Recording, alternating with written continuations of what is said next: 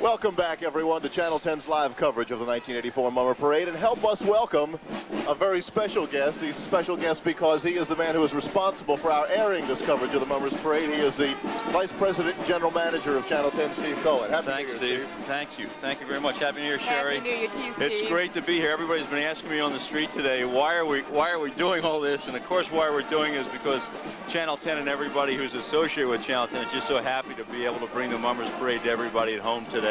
It's just a terrific event. We're really happy to be able to do it today. Well, let me bring people up to date a little bit on your background so they'll understand how very happy you are, because we were talking about the fact earlier that I was born in South Philadelphia and grew up watching this parade down there, but you too are a South Philadelphia native. That's right. And also I wound up as an Oxford Circle kid taking the L out here to see all this. And I have to tell you, as Sherry and I were talking about earlier, it just is bigger and better than anything I ever remember.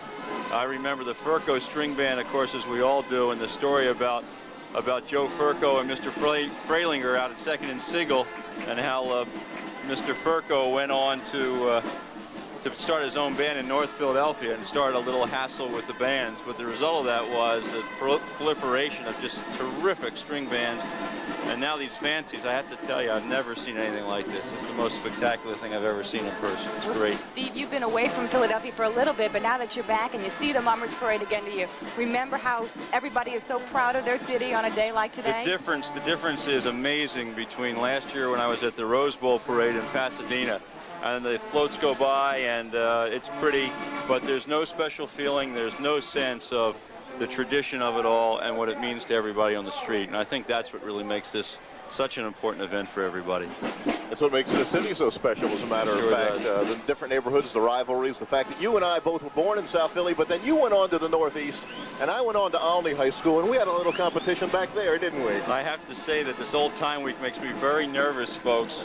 I'm afraid that I may have been nose to nose against Steve Levy on a football field at one time, and probably lost in that exchange.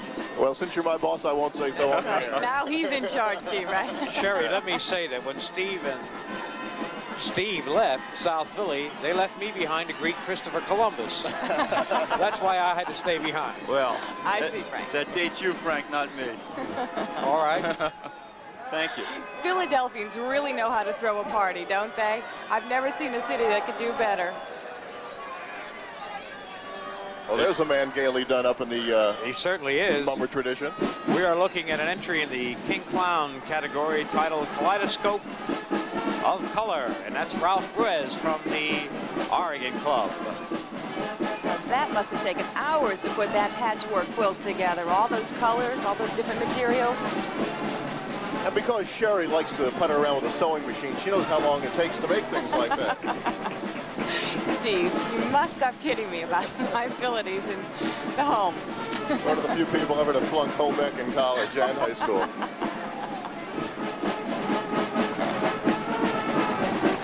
Handy as I know you are with the tools under the hood of a car. And Look at the colors on that float. Isn't that amazing? And now we have an entry in the handsome trim titled Oriental Umbrella, and it's Frank Caputo from the Oregon organization.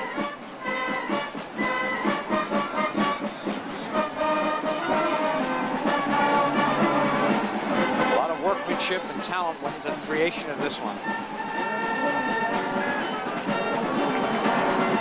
Frank, how are the crowds comparing to recent years? Well, we're at the peak right now as far as the crowds in this particular area in Center City. I will say there'll be more coming and more gathering as the sun right at its peak right here. They'll be coming around where the shade is around City Hall, trying to get a spot here. We'll be back for more of the 1984 strut after this.